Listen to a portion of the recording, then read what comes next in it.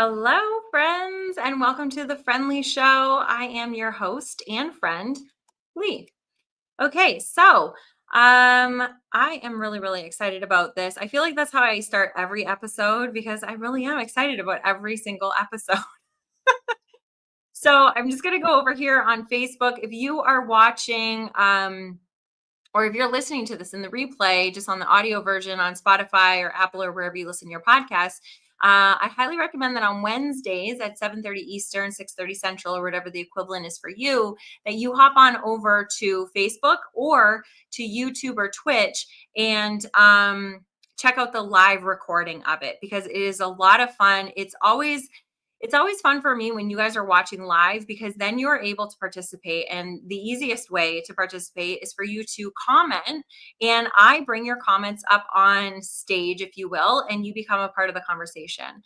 Now, I want to say I usually do this disclaimer at some point through the show, but I'm going to do it right off the hop on this one because we are going to be talking about relationships, and we are going to be talking about looking at relationships and thinking about our relationships and dealing with our relationships through the lens of love. And I want to make it extremely clear that I am not a couples counselor. I am not a relationship therapist or coach. I have no training in relationships, but I have some really good relationships. And specifically, my marriage is one that I have learned so much. And I can't wait to share all the things with you guys about what I have learned, what I find useful, what I find not useful, what's really tough, and what makes it easier. So I am really hoping that you are going to be watching live and you can be a part of this. The way that we do this show is we have a theme every month. So it's February at the time of recording. And so the theme this year, what we've decided for February is love. And we're looking at the 5 pillars of the happy framework through that theme. Okay. And so the first week, we talk about the first 2 pillars of the happy framework: health and affection for ourselves. The second week of the month, we talk about purpose. The third week, we talk about partnerships, and that's this week. So relationships. And then next week, we will be talking about youthfulness, and all of those through the lens of whatever theme we're talking about. And in which case, right now, it is love.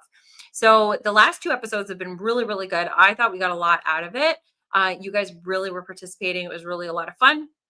And so, if you are listening to this in the recording and you want to kind of participate, feel free to go over to YouTube, Facebook, Twitch, or LinkedIn and comment. And I will be sure to comment back, or one of the listeners might comment back.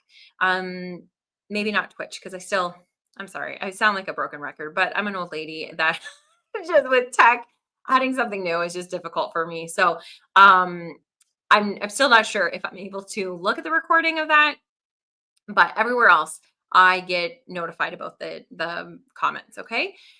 So I am going to be talking in the beginning part.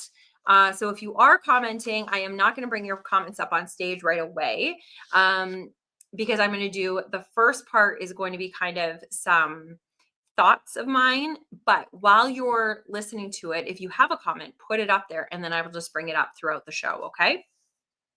So what I wanted to do is I made some notes so then we can kind of go through this. You guys know that like everything I do is through the lens of happiness. I think it's really important. I think everything that we are striving for, aiming for, is for happiness. We want to get the job, we want to get the relationship, we want to get the thing, we want to get the feeling, and it all results down to when you say, why do you want it? Why do you want it? Why do you want it? Ultimately, it's because you want to either feel happy or safe.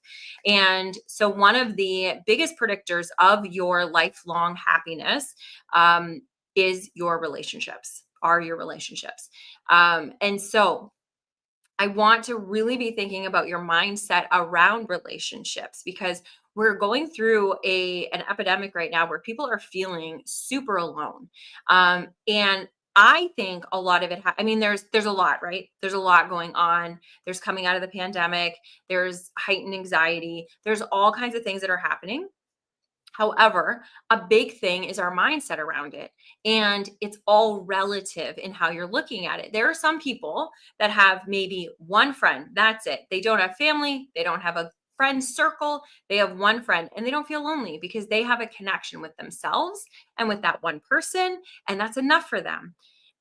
There's other people that are, connected to a million people, going out to events all the time, have, people calling and people messaging, and they're all in their DMs and all of this kind of thing. And they are suffering with loneliness. And ultimately, a lot of it comes down to our mindset and our expectations. And so I want us to really start thinking about what is meaningful to us when it comes to a relationship. And that can change. You can change your narrative around what is meaningful to you. You can change what your expectations are.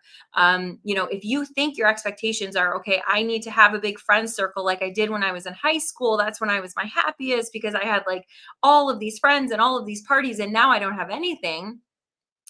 You can change that. You can develop your own kind of outlook on what meaningful relationships are to you. So here are a couple of things that I just want just to preface this conversation with. Okay. So I kind of alluded to it, but the Harvard, they had a study of adult development, and they said that the number one predictor of long-term happiness and health is not wealth or success, but it is strong, loving relationships. So men, like, having meaningful relationships or a meaningful relationship can improve our, not only our happiness, but our mental health in general, and our longevity and life satisfaction, you guys. So now, um, there are, I've talked about this before. I say I love you to just about everybody, and it is true. I love everybody, and I have love for even the people that you'd be like, well, would you have love for, fill in the blank? And you know what? I do, because one of my mantras, one of the things that I really believe to be true in my core is hurt people hurt people. Once I realized that, it changed the way I look at my relationships and the way that I look at people and humanity in general. I know that if people are hurting people, if people are making people feel bad, if people are degrading people, it is coming from them. It is coming from a hurt place and a hole in their own heart, because people that feel whole and loved and secure, they are kind. They are kind people. When people are feeling loved and secure, even if sometimes they're like jerks to other people, in the moment, if they are feeling loved, safe, and secure, they will be kind to those around them and in that moment.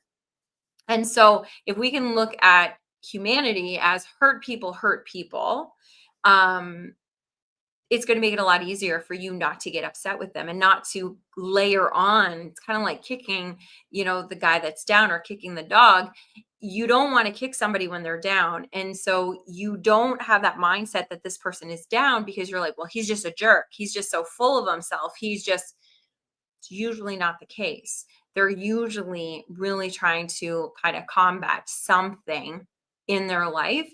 And it's not the right way to go about it. I get it. I totally understand it. But if we look at that, then you're not going to want to kick that person, because you know that they are dealing with something. Okay.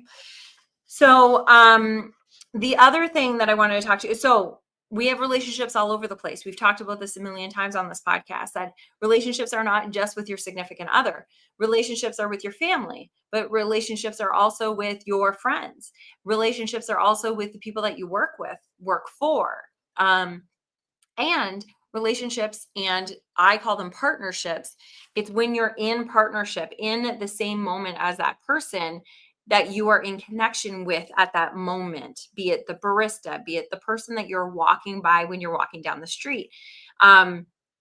We are constantly in connection with people if you want to be. So you can smile at people, you can wave to people, you can just be kind to people, and they will, usually, not always, but usually reciprocate. And in that moment, you will not feel alone. In that moment, you will feel connected to humanity because we all are connected. But it, again, comes down to mindset and perspective. So the other thing is when I said, you can have one good relationship, but if you also have a good relationship with yourself, that fulfills that need a lot more than a significant other or a friend or a parent or a sibling can ever do. Because at the end of the day, you are the only person that you are talking to when you wake up in the morning. Immediately, the first thought that you think is not the thought of what you're saying to somebody else. It is the thought that is coming in your head. What's happening for the day? How do I feel about myself? The better questions that we can ask ourselves, the better relationships we'll have with ourselves. So we need to be our own best friend. And when we're talking about partnerships, that is the biggest partnership that we need to spend time on. And a lot of people don't talk about that. So we really need to do that.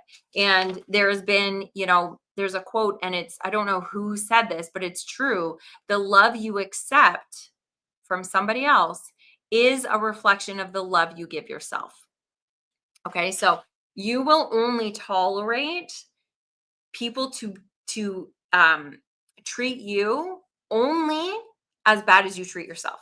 So if you demean yourself, if you think you're an idiot and you call yourself names all the time and you neglect your needs, essentially if you're abusing yourself with things that are not serving you, you will accept that from other people because you think you deserve it, because you do it to yourself. So of course they will do it to you. That's why we really need to be having that relationship, the self-affection, showing ourselves that we love ourselves. That is so, so important. So here are a few things that we can be doing to strengthen our partnerships and our relationships. And some of them, I want you to, when you're listening to this, talk about it and put it in the comments and tell me, do you agree with these things? Have you used these things before? Will you try these things that we're talking about? Or are there other things that maybe I'm missing? Because there's a million. I just want to keep this to like a 15-20 minute segment of the show. But I want to talk to you about it. So what are some things that you do to strengthen relationships, your relationships, whether it's at work or with your significant other or with people just in passing? So one of the things is to always communicate with love and from love rather than from our ego. And that is really hard, really, really hard. One of the things, and it's so funny because like I make all these notes before the show and then I'm like, and anyway, here's another thing I want to say. So this is not in my notes, but something that I realized probably in my early 30s. So in my 20s, I was one of those that was always needed a last word. Everybody knew it.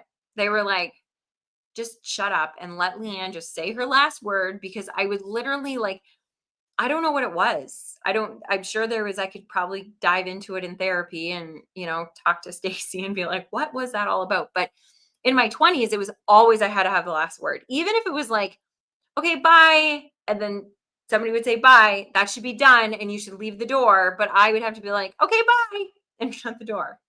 Like, do I need to do that? Yes, I always did in my 20s.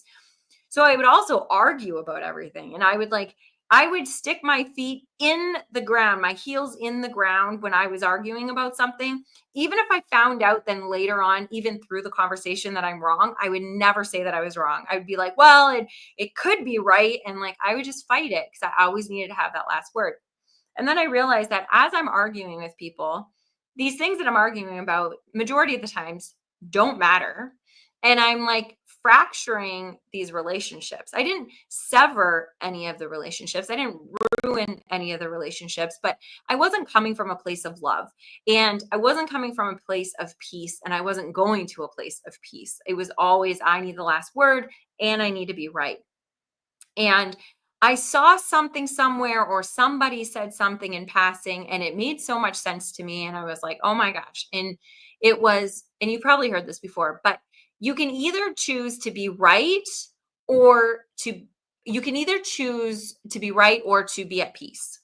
And maybe that's not the exact words, but it was very similar. And the person said, and I can't remember exactly the numbers that they used, but essentially they were like, if somebody comes up to me and says 2 plus 2 is 5, I will say, okay, because I know that 2 plus 2 is not 5. I know that 2 plus 2 is 4. But does that matter? And do I care enough? No. I'm going to take the peace route and just say, oh, cool. Okay, that's good. Now, there's certain instances that if somebody's saying something that you know is dead wrong, then yeah, you want to, like, in certain circumstances, you want to correct them, right? Like, there's certain things. But for the most part, if somebody's just looking for an argument, let them have the argument, let them win it, and go on with your day. So 2 plus 2 is 5. Have at it. Always what I look at it. I'm like, does this matter?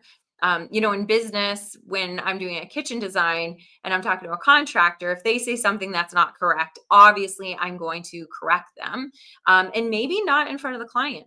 Maybe it will be, a cell phone call when I get in the car after. So I don't kind of have my ego against their ego, and kind of just let it be just kind and be like, hey, did you think of this?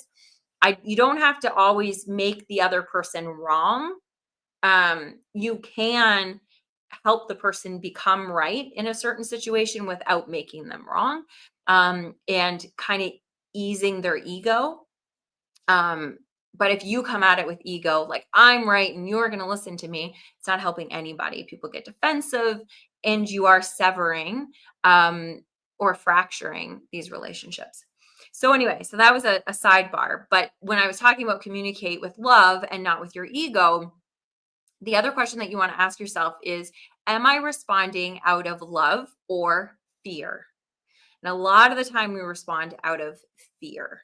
And I had a big, there's been a lot going on at the house, and a lot of, you guys know I've been talking about, my sister is really, really struggling right now. Really struggling. Like, it's a day to day, moment to moment. We weren't sure if we had to get the ambulance again today. Like, it is very difficult because it is, the last 2 months I have been fighting for her not to die. And it was a very different energy. And the last couple weeks, I was like, what am I doing? This is not what I teach people. This is not what but because I was coming from a place of fear, even though I know with all of my coaching and all of my things, I still went back to a trauma where we have gone through this before and had to say goodbye because this might be the end. Like, all of that stuff comes flooding back in, and you deal with things out of fear a lot of the time, most of the time, unless you can say, I don't want to be afraid right now. There's no reason to be afraid. And fear is just false evidence appearing real. And once you realize that, and you can say, no, I'm going to come out of this at love, it changes everything.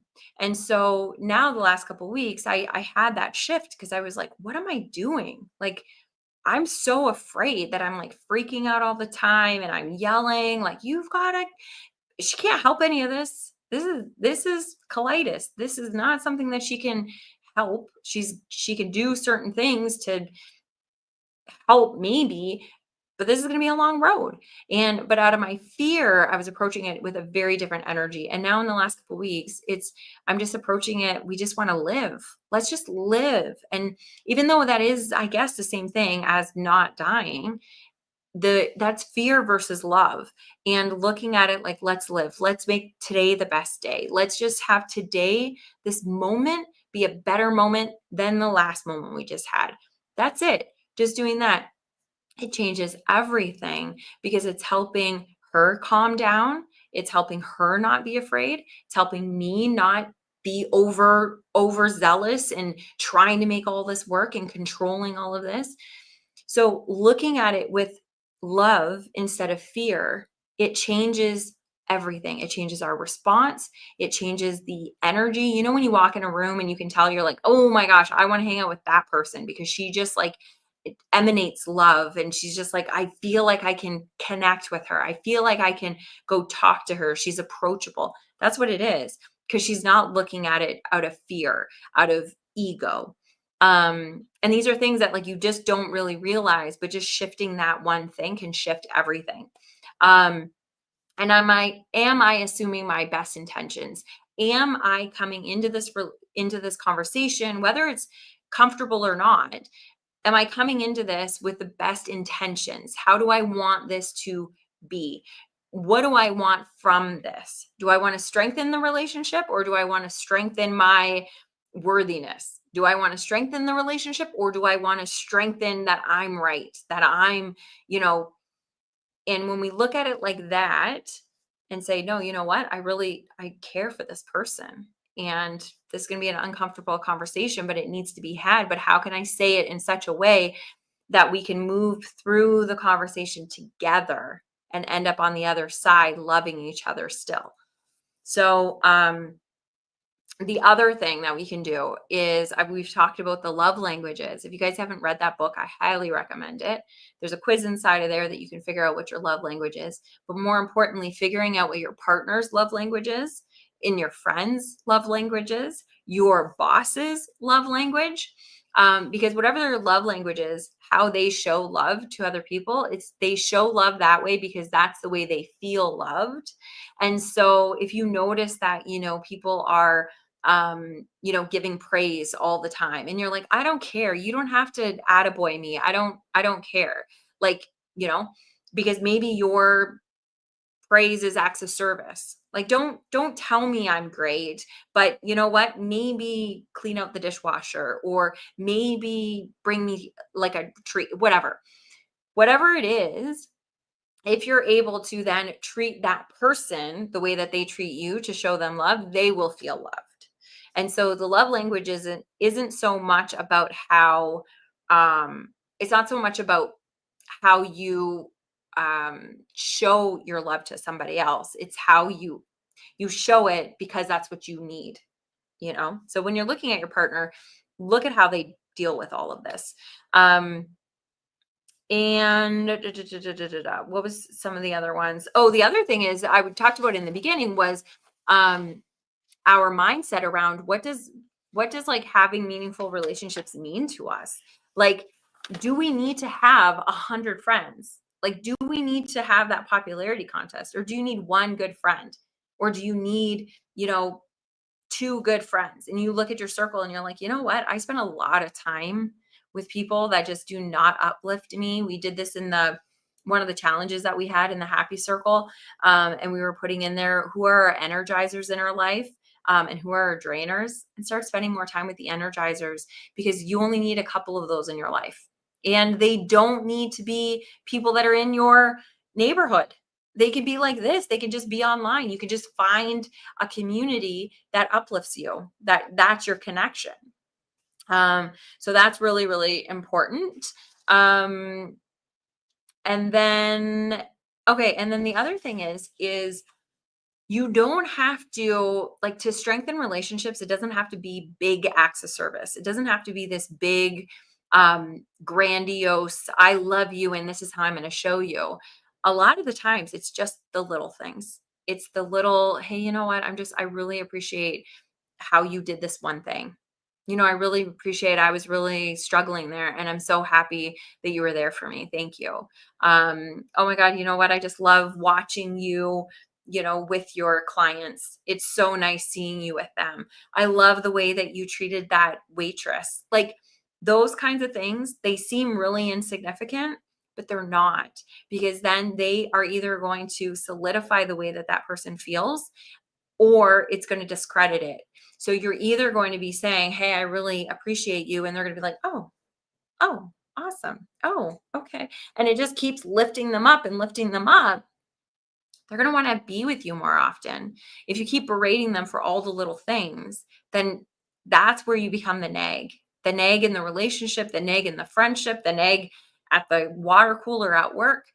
But if we can kind of keep interjecting all of these little, goodnesses and thankfulnesses, and I know these aren't real words, but uh, it will really solidify and strengthen all of our relationships. So anyway, That is that, friends. And I'm going to go and hop over and see if anybody is here. Oh, yeah, yeah. Okay, here we go. This is my favorite part, you guys. Really. And then the last part is also a really good part because we're going to be at the end, have a little back and forth lightning round question time.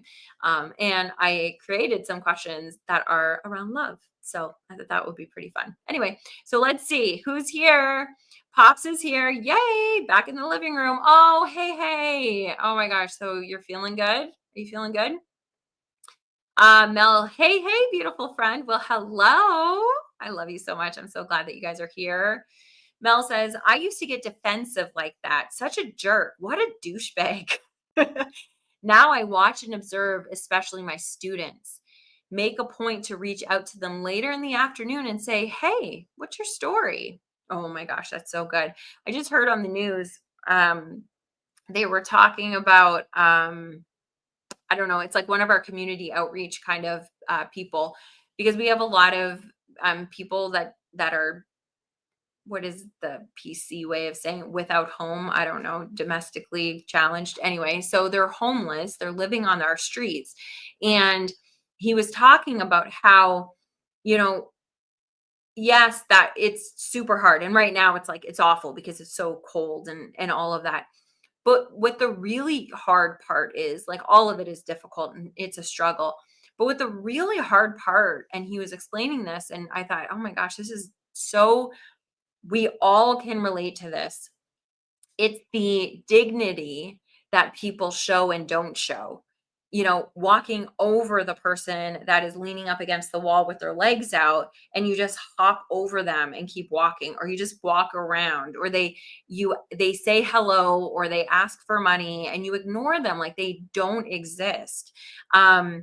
And they were saying, you know, you don't have to give money.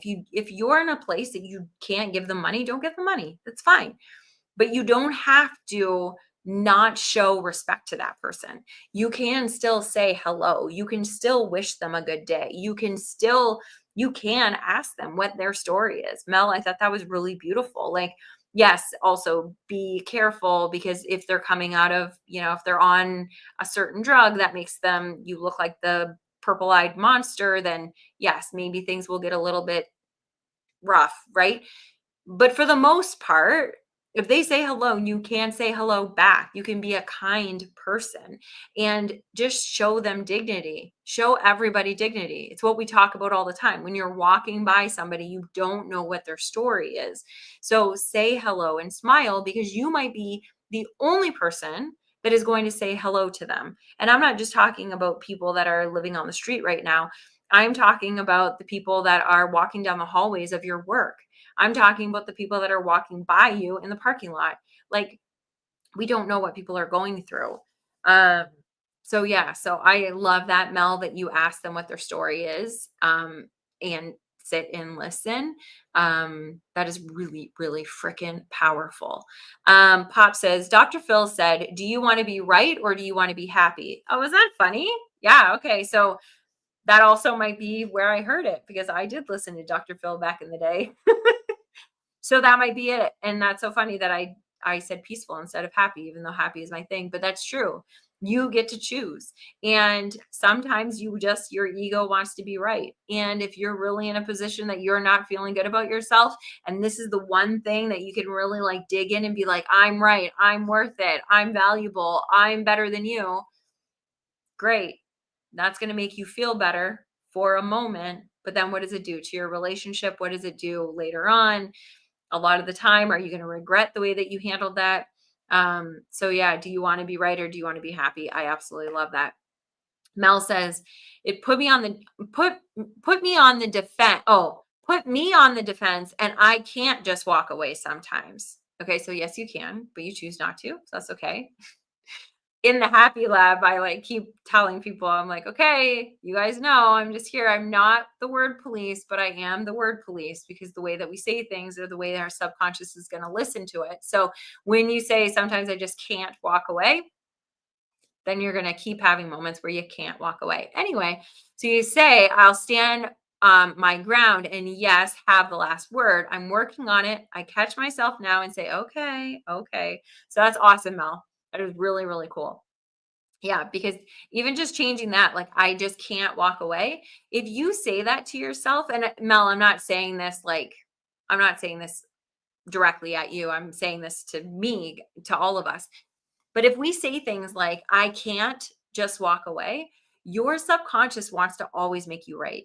That's what feels safe. It feels safe to make you feel right. And so if that's one of your beliefs that I just can't walk away sometimes if you put me on the defensive, then when somebody puts you on the defensive, then your body, your subconscious, your mind is going to be like, oh, right, we can't walk away from this. No, no, no, no. We're going to do exactly what we said we are. That's our identity. We're not going to walk away from this. We're going to just like stand our ground and we're going to get into it. But if you can change that saying that now I used to be, that's really powerful. If you can't change it like right away, if you feel like you can't change it, which you can, right? But if you feel like that's really hard, you can say, I used to be, or when I get defensive, I used to not be able to walk away, or I can't seem to walk away yet. Adding yet to the end of one of those sentences, it makes your brain think, oh, well, maybe this is the time that we'll be able to do that, right? Or I used to be, it's like, oh, well, we're no longer that person. Okay, cool. Now what are we? Our words really matter, you guys. They really, really matter. Nell says, oh, Leigh, I'm so sorry. It's okay. It's okay. It's been a really hard road, and watching her, I don't know how she's going through it, you guys. Like, she's the strongest freaking woman I have ever met. And like my mom, she, like, both of those girls, I'm just like, how are you so freaking strong? Like, it's unbelievable. But yeah, I don't know how she's doing it. She's my height. I'm 175 pounds. Yes, I get to lose some weight this year. But she's down to 98.2 today. So it's a struggle bus over here, but thank you. We're getting through it, and we will get through it because she's really, really strong. And we just have to. We have no choice, right? So Mel says, leave each day better than you found it. Yes. And leave each person better than you found them. If we can do that, like, just share our love with those people, and just make every day a little bit better than the last. That's awesome. We do in the Happy Lab, we talk about, like, in our mastermind, we have like this worksheet that we work through, and it's a happy reflections, where we reflect at night. We reflect on the happy framework and looking for those moments that we were able to celebrate our health, our affection for ourselves. What are the things that we did to show up for our purpose? All those kinds of things. And as we're doing that, we're realizing that, yeah, okay, wait, today was a better day than it was yesterday. And you can keep building on it because you just keep finding these things. It's very easy to say today was a shitty day, but that the happy framework is developed in such a way that you can always find moments, glimmers, just chance happenings, intentional happenings of making happy moments throughout that day. So yeah, we can leave each day better than we found it. And I love that, Mel. That's so beautiful. She also says, yes, that was you and Pam. I want to hang out with them. Oh, that's so awesome. I'm going to have to tell her. So cool. Well, I felt the same way with you, woman. I mean, like, we cried the first time that we met each other. It's just so awesome. And Pop says, I am my own worst drainer. Yes, we all are. A lot of the time we are. That's really, really cool for you to admit. But we can change that, we can change all these things. We really can. It just, sometimes it takes work and we don't want to do the work, and that's okay. You don't want to do the work. That's fine. Sometimes it just feels to like sit in our own shit. I totally get it. And I'm not saying that for you, Pops. I'm just saying in general, sometimes it's just too much energy to put forth to think about a different way of being because we've just been a certain way for so long. But we get to change it if we want to. Mel says love language. So for her, it's affirmations, serving, dancing. Cute. Brit's, I think, is he's here to serve and spending time for us. Interesting. And I think we've talked about this with you guys before, maybe even last month. So, Britt, do you feel like that's the way that you show your love? And so if people were to serve you, would you would that feel good?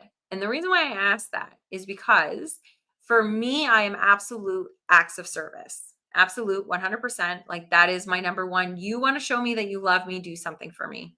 Like take something off my plate, be kind, hold the door open for me, do one little thing. That act of service is just like, oh my gosh, you're amazing. That's so awesome. Um, However, I also feel like, so I do that for people. I'm constantly doing things for other people.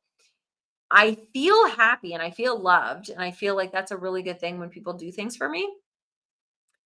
But sometimes, and I'm getting over it, but sometimes when people are doing too much for me, it doesn't feel like too much love. It feels I still have to work on it. That sometimes it's like, do I deserve that? And, we've talked about it. We've had a whole theme about worthiness, and I feel very worthy. Like, I feel like I am worth being on this earth. I feel like I am worth doing the things that I'm doing. But when I am not at my prime, when I am not feeling fulfilled because I'm not doing the things that I need to bring me to that state, I can fall into that unworthiness. And then it becomes hard to accept people that are serving me. So, Britt, long winded way of me asking you, do you feel good all the time when people are serving you? I would just be curious about that. Um, but yes, okay. So awesome, Mel. And then Pop says, I meant you are back in the living room. Oh, yes, I am here. Yep. So I'm at my parents. And so I'm it's like our little front office kind of area. So I'm here. I'm hoping that the audio is okay. I don't have my mic here. I really should bring it over here because it looks like this is going to be for the next little bit. And then I'm hoping that I'm hardwired, but I don't know. So I'm hoping everything's okay. It seems like it is. We're having a pretty good conversation back and forth here, so that's good. Pop says, in general, I've always served. I've been a gentleman, been kind. And over the last 5 years, I've gotten used to sitting in my misery and pretty much don't want that disturbed. Okay. That's okay. So that's the whole thing. Like, so when I'm like coaching people in happiness, you have to be in a state that you want to change. You just do. And sometimes it is just hard. And like you're just being completely honest. Like sometimes just sitting in your own misery is just that's comfortable. It's where we've been. It's been really painful. I just want to kind of sit here. It's hard though. It's hard for people around you because they want to see you happy. They want to see you thriving. They want to see you, living your best life, whatever that looks like. And then it's hard because the more that we sit in our own misery, the more we focus on it and the more misery we see.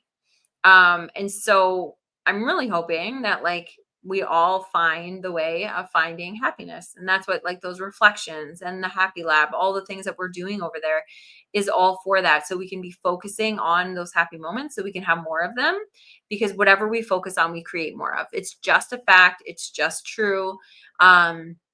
It's a way that our brain is made because if our brain didn't have that, if it didn't have the RAS in our like the reticular activating system, if it didn't have that, you would be so overwhelmed with life in general that you wouldn't be able to move. You would be paralyzed. There would be just way too much sensory information coming in all the time. So we really do only focus on what we deem important and what our subconscious deems important. And what our subconscious deems important are the things that we're focusing on, the things that we're thinking, the emotions that we're having, the things that we react to. And so even if we are not happy with the things that we're reacting to, but we're giving energy to it, misery, pain, anger, all those kinds of things, our subconscious is like, ooh, you love it. Okay, I'm going to give you more of it. I just want to see you happy. Even if we're not feeling happy, it wants to give us more of the things that we're looking for. So it's just fascinating. The brain is such a freaking fascinating thing.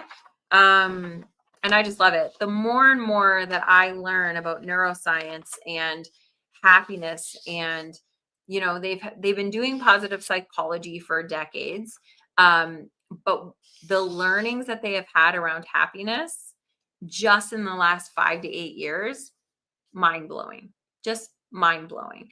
So it's really a lot of fun to learn it, to teach it. And the big thing that I'm learning is we've just got to come to it on our own, kind of.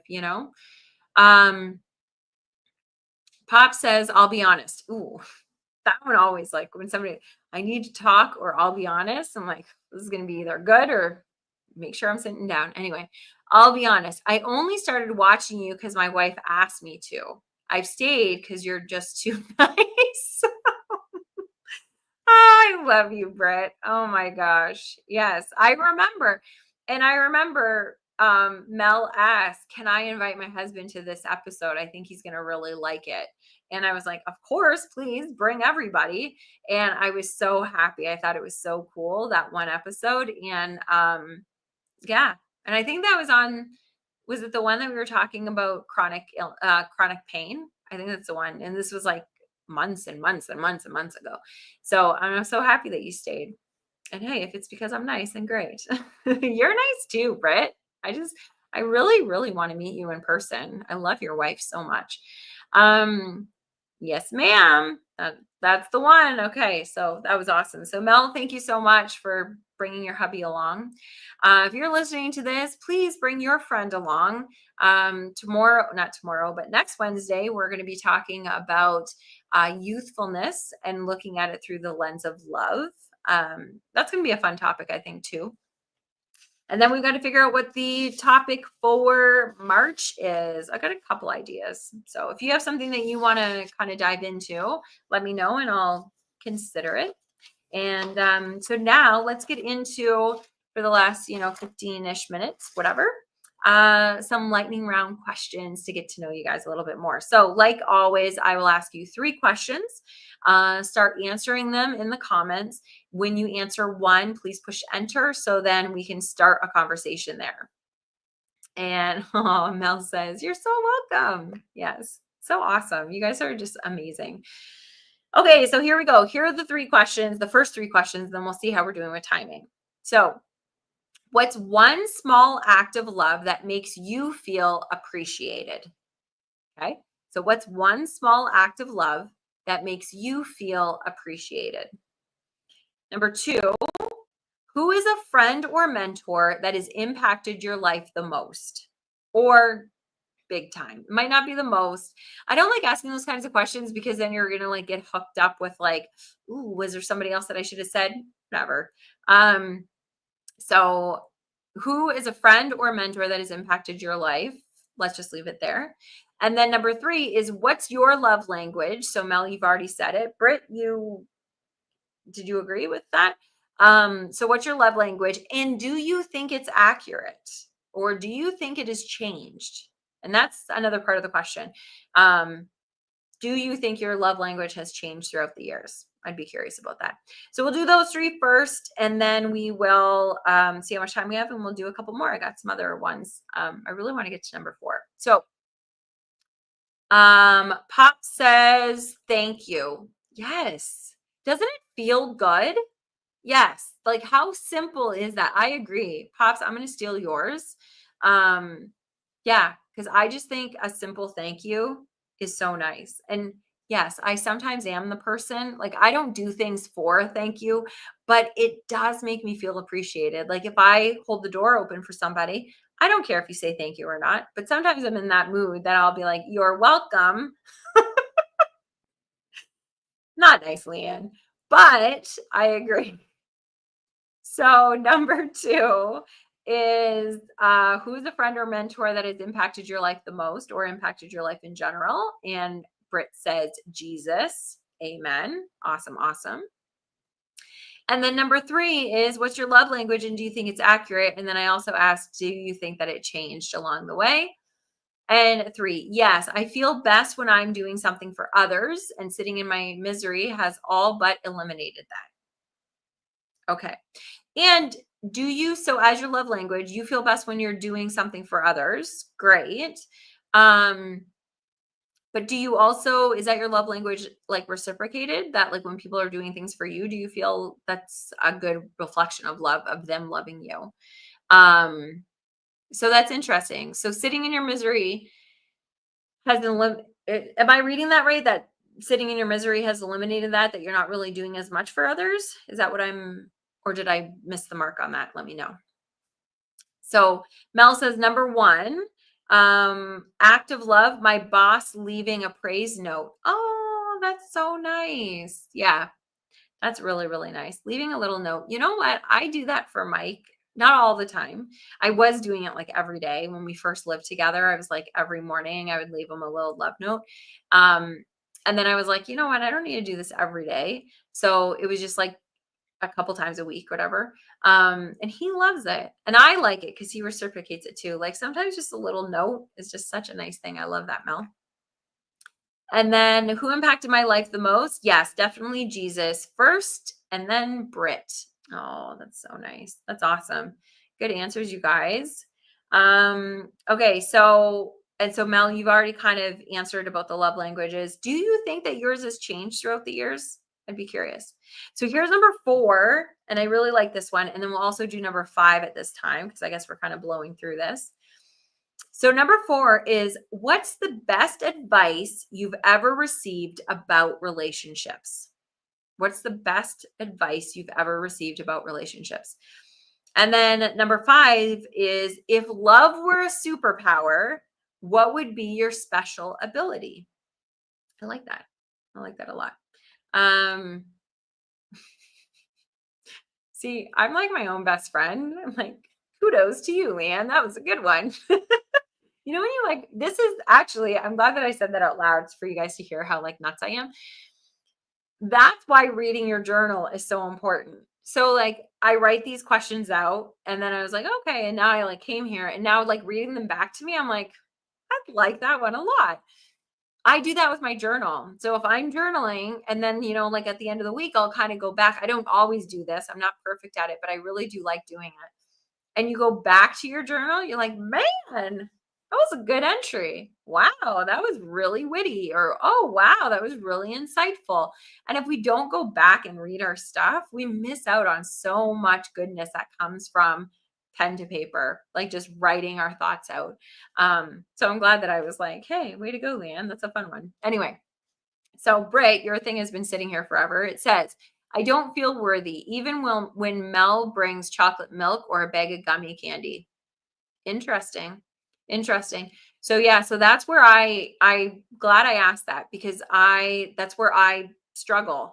And it's funny because when people are doing good things for me, like Mike especially, I can tell where I'm at in my self-esteem and my self-confidence if I can accept that or not. The days that I can't accept it, that's when I start questioning myself. It's like, what's going on, Leigh?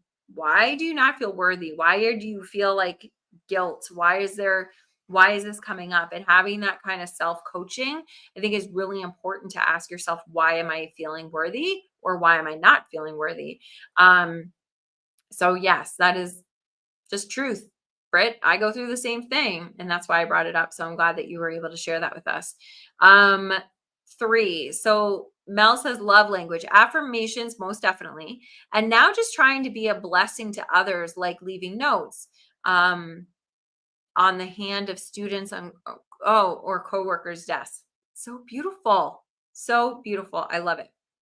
So question number 4 was, what's the best advice that you ever received about relationships? And Pop says, Dad told me it's not 50-50, it's 100-100. I like that. I like that.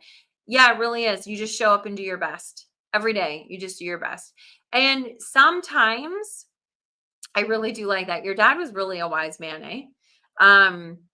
Yeah, it's coming up 100%. And I don't know if you guys saw, I shared this meme that I thought was really, really good. And it was just explaining the whole idea behind always do your best.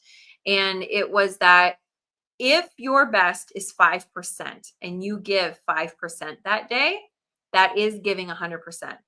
That's giving everything that you've got. And if everything you've got is just 5% that day, that's okay. That's just doing your best.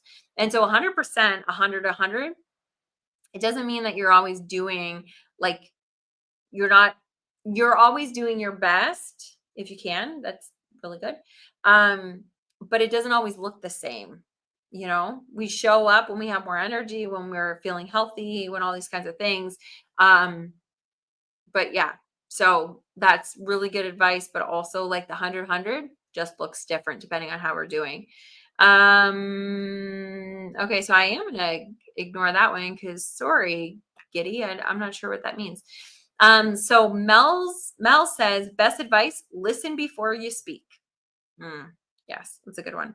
Oh, in my notes, I think I didn't share that one of like the things that I was going to say was having the pause is a really good big thing.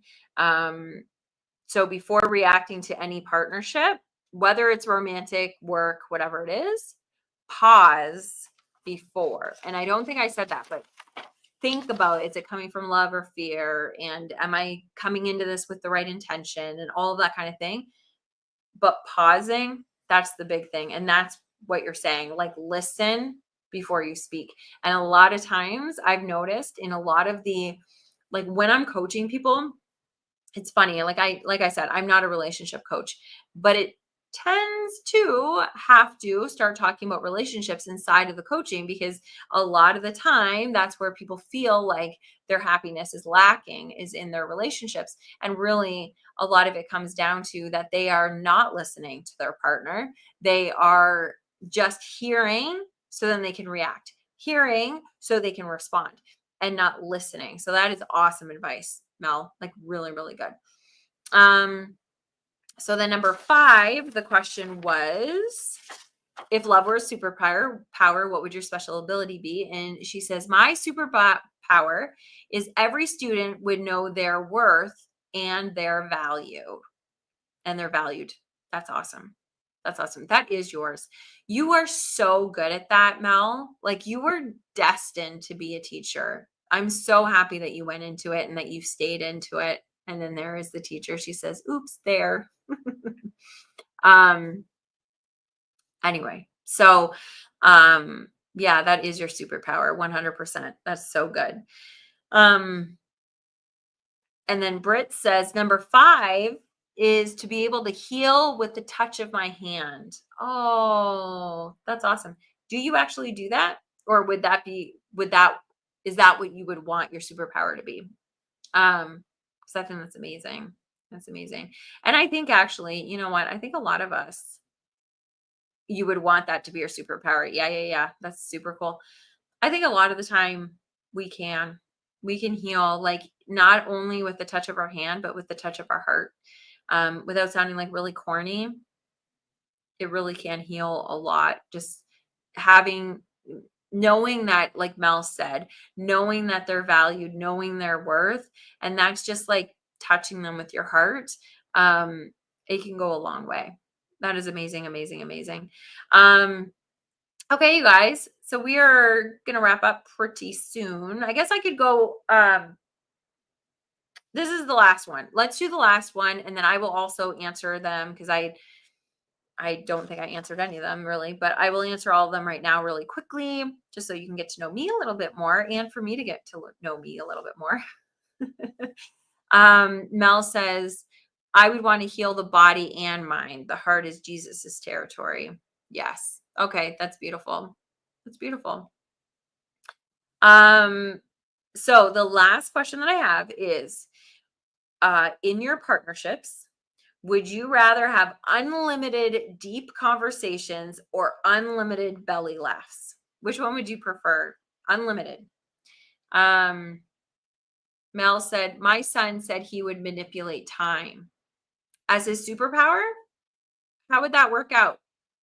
I'm really curious. In love, how would that work out? You would get, well, explain it. Explain it to me because I think that's really interesting. It's a really cool answer. And does that mean your son's listening to the show too? Hello. And if he's not, then hello anyway. Okay, so I'm going to quickly go through mine. What's one small act of love that makes you feel appreciated? Yes. So I did take Brits. Thank you. Just saying thank you, I think is really, really nice. Um, Number two, who's a friend or mentor that has impacted your life the most? I probably would have said my mom. And I think probably it would be a tie. It would be a tie between my mom and Mike. Mike has Mike has shown me so much of who I am and the things that I have kind of taken on and subconsciously just made a part of me that isn't a part of me, made me question who I am in a good way.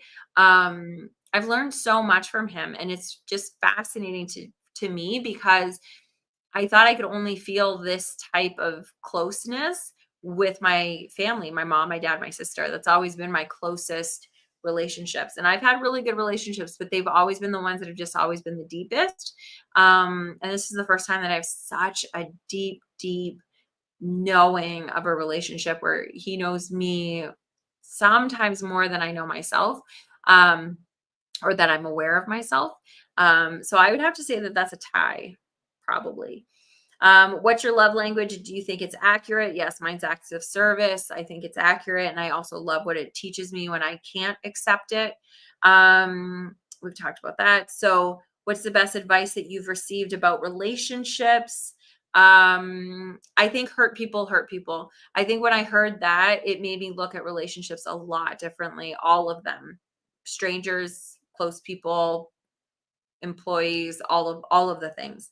Um, if love were a superpower, what would be your special ability? Um, I think just sharing my love, which sounds silly, but I think that is a superpower. I think that a lot of people aren't as open with saying I love you. I think a lot of people aren't as open in sharing, things that you like about people, complimenting people, being kind to people, smiling at people. I think that is a superpower of mine, and I love it. I love it. In my younger years, I was called out on it and said that it was weird, and I did question if it was weird and I should tame it back. And then in my 30s, I was like, that's ridiculous. Let's just go and lean right into that. So I think that's my special ability. And would you rather have unlimited deep conversations or unlimited belly laughs in your partnerships? And this one, so when I asked, I think it's a really good question because when I thought about it, I was just thinking about how much Mike and I laugh every day. We laugh at least once a day, always together. And I think that's really important, but I think we've become closer because of the deep conversations. So would I want unlimited if it was unlimited on either one? I don't know. It'd be a hard one. That would be a real big toss up, but I think it would probably be the deep conversations because I think the belly laughs will heal, make us happy, feel connected. But I think if we didn't have the deep conversations, I think that there would be a lot missing. So I'd probably go with that, but I mean, you guys, it's 51-49 really. It's right there. If I had to pick the one. So, let's see here. Pop says belly laughs after the last 5 years, probably conversations before. Oh, okay. Okay, good, good. And Mel says belly laughs too. That's awesome. Mel says yes. Britt has to me too. Yes. Brought up things. Yeah. Just like Mike has. That's awesome. My mom was a wise woman and Britt has filled that too. Oh, that's so beautiful. I love you guys so much. Mel says, oh, that's good. Hurt people hurt people. Yeah. It's that was a game changer for me. The way that I look at people, it has really helped. I actually used to have road rage, believe it or not. And now I do not. So, and it's because of that one sentence, that one piece of advice. And then Mel says, my son said a chance to turn back time or even put time on hold.